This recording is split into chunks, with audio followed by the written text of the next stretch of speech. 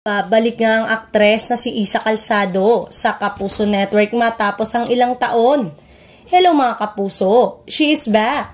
Hindi ko sukat akalain na mangyayari ito, bungad sa isang post ng isa sa mga Kapuso page. Ayon pa dito ay naging sentimental siya nang muling makita ng Kapuso Network. Maaalalang noon pa man ay may balita na may mga alok sa kanyang GMA 7 pero hindi niya natatanggap. Ani Isa, we will see when the opportunities are there. I will go where I have the best opportunities. That's it. Syempre ngayon. And what's the best for my family? So yun ang pinakamagandang setup, project at pagkakataon para sa akin at sa pamilya ko. Open po ako sa lahat pero syempre, you know naman that I am still with ABS-CBN. I just did a station ID with them. And I love both my family.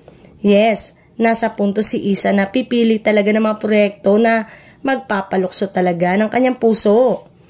Maraming mga alok na sinasala pero isang breakthrough acting project for next year ang ina-announce na soon. Isang project na hindi basta-basta ginagawa ng mga aktor na katulad niya. Nagsimula sa Kapuso Network ang showbiz career ni Isa.